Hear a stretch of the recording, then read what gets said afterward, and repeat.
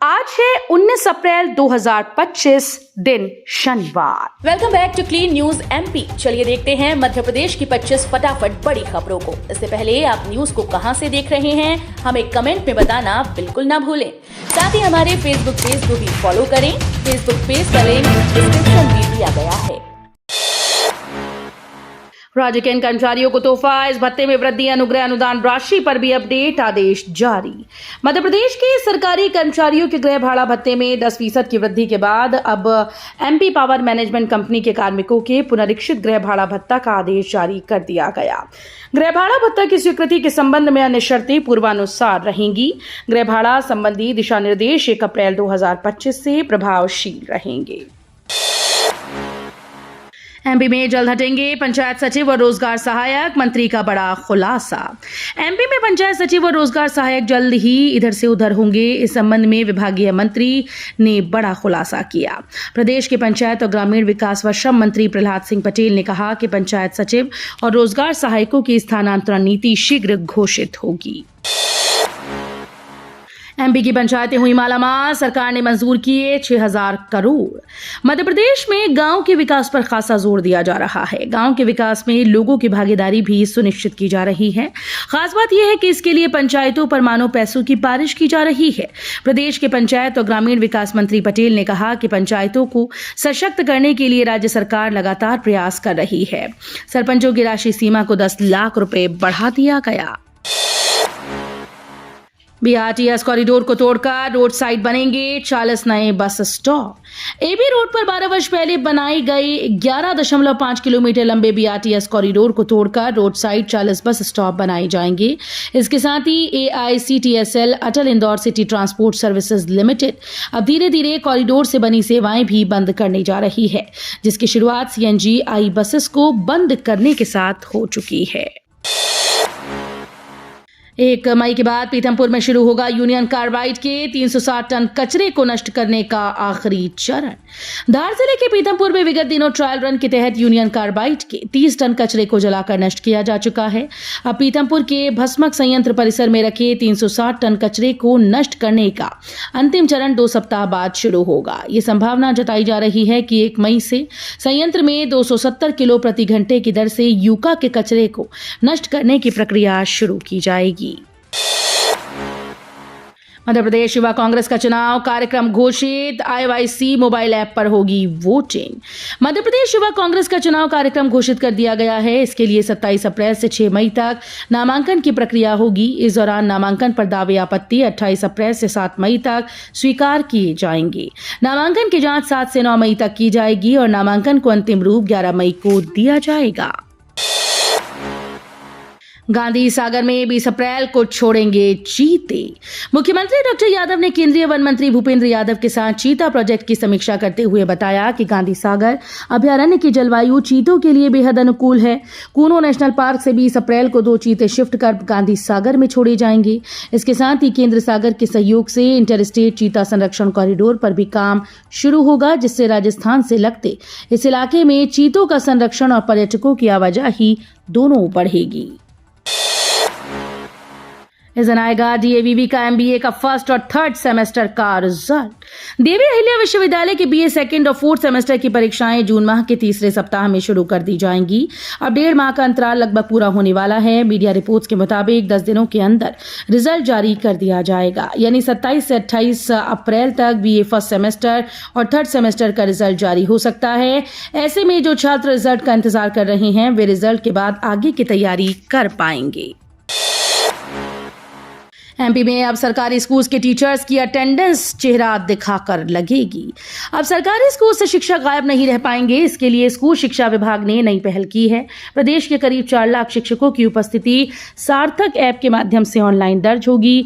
ये ऐप शिक्षकों की लोकेशन दर्ज करेगा, साथ ही ऑनलाइन चेहरा दिखाई देने पर ही उपस्थिति लगेगी।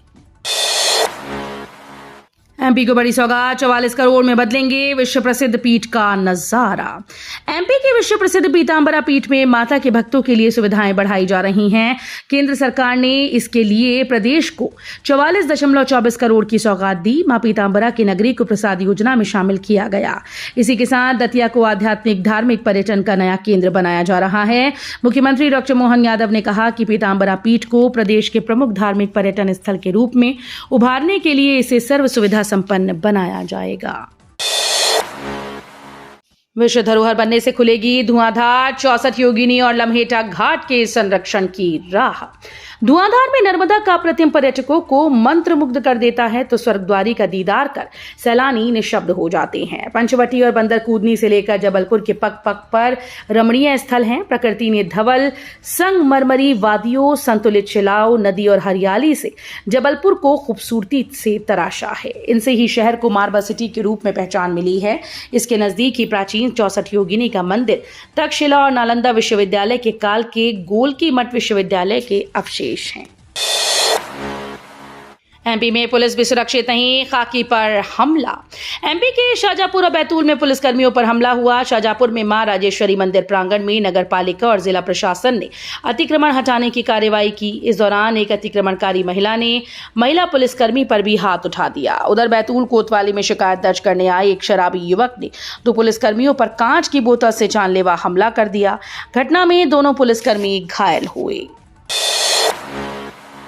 Indore Manmad rail line MP के 77 गांव से होकर गुजरेगी। जमीन अधिग्रहण के लिए मिले 267 करोड़। इंदौर मनमाड़ रेल लाइन परियोजना के लिए इस बार बजट में 267.50 करोड़ रुपए आवंटित किए गए हैं। इस राशि से प्रोजेक्ट में भूमि अधिग्रहण किया जाएगा। मध्य प्रदेश के 3 जिलों के 77 गांव से होकर रेल लाइन गुजरेगी। एमपी में 300 से अधिक आरक्षकों का तबादला। एमपी में 300 से ज्यादा पुलिसकर्मियों को इधर से उधर किया गया है। इस संबंध में पुलिस मुख्यालय ने आदेश जारी कर दिया है। भोपाल पुलिस मुख्यालय ने विभागीय स्तर पर 343 पुलिसकर्मियों को इधर से उधर किया।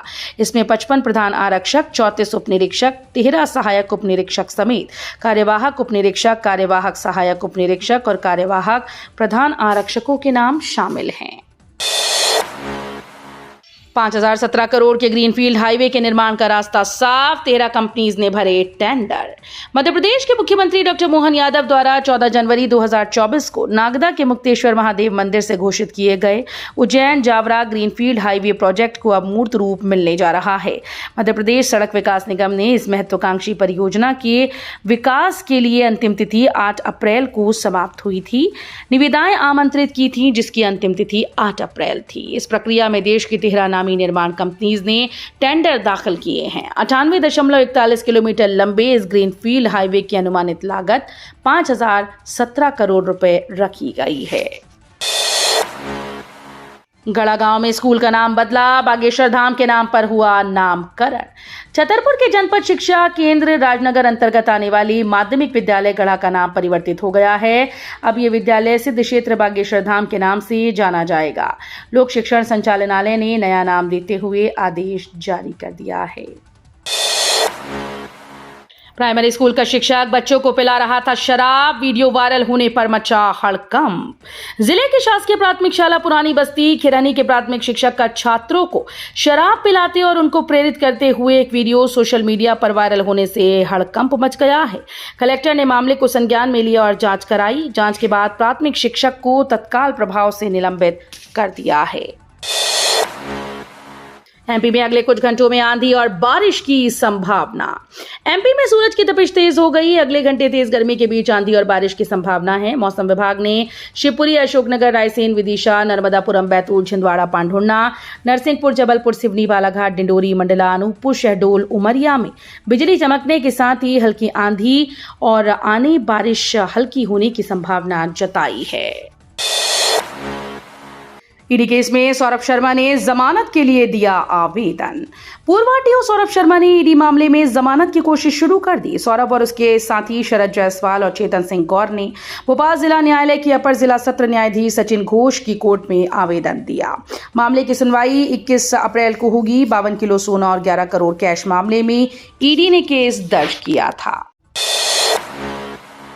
16,000 निजी स्कूल्स को फीस नियमों में मिली छूट। एमपी में 25,000 से कम फीस लेने वाले निजी स्कूल्स को फीस संबंधित डेटा शिक्षा विभाग के पोर्टल पर अपलोड करना जरूरी नहीं। ऐसे कुछ 16,000 स्कूल हैं जिन्हें राहत मिली है। वहीं 25,000 से अधिक फीस वाले स्कूल्स को फीस संबंधित डेटा अपलोड करना अनिवार्य है। इसके लिए अंतिम तिथि को 15 मई तक बढ़ा दिया गया है। कक्षा 10वीं 12वीं के छात्रों के लिए अपडेट, जल्द आएंगे बोर्ड परीक्षाओं के नतीजे। मध्य प्रदेश माध्यमिक शिक्षा मंडल के 10वीं 12वीं के छात्रों का रिजल्ट को लेकर इंतजार जल्द खत्म हो सकता है। खबर है कि उत्तर पुस्तिकाओं का मूल्यांकन अंतिम पड़ाव पर पहुंच चुका है। ऐसे में 25 अप्रैल के बाद रिजल्ट तैयार करने की प्रक्रिया शुरू होगी और फिर मई के पहले सप्ताह में बोर्ड परीक्षाओं के नतीजे घोषित कर दिए जाएंगे। हालांकि रिजल्ट की तारीख और समय की सही जानकारी एमपी बोर्ड रिजल्ट नोटिफिकेशन जारी होने के बाद सामने आ पाएगी। 1.27 करोड़ लाडली बहनों के लिए अपडेट, अब मई में इस तारीख को आएंगी 24वीं किश्त। करोड़ों लाडली बहनों के लिए अपडेट है। सरकार द्वारा अब तक लाडली बहनों को 36,500 करोड़ रुपए से अधिक की सम्मान राशि प्रदान की जा चुकी है। अब योजना की 24वीं किश्त मई में जारी होगी। ध्यान रहे अगली किश्त 15 तारीख के आसपास आएगी, क्योंकि अंतरण की तारीख में सदैव एक रूपता लाने के लिए राज्य सरकार ने फैसला किया है कि वो प्रतिमाह 15 तारीख के आसपास बहनों के खाते में राशि हस्तांतरित करेगी। मेरा ई-केवाईसी ऐप से अब आसान प्रक्रिया से घर बैठे मोबाइल से करें ई-केवाईसी। छतरपुर जिला प्रशासन के द्वारा इस दिशा में गंभीरता से कार्य किया जा रहा है और लक्ष्य निर्धारित समय से पहले 25 अप्रैल तक कार्य पूर्ण करने का प्रयास किया जा रहा है। इस अभियान के तहत अब हितग्राही घर बैठे ही मेरा ई-केवाईसी मोबाइल ऐप के माध्यम से अपने और अपने परिवार की ई-केवाईसी कर सकते हैं। ये ऐप उन हितग्राहियों के लिए विशेष रूप से उपयोगी है जो किसी कारणवश उचित मूल्य दुकान या कैंपों तक नहीं पहुंच पाते। अब कोई भी बन सकेगा पायलट, जरूरी नहीं मैथ्स और फिजिक्स।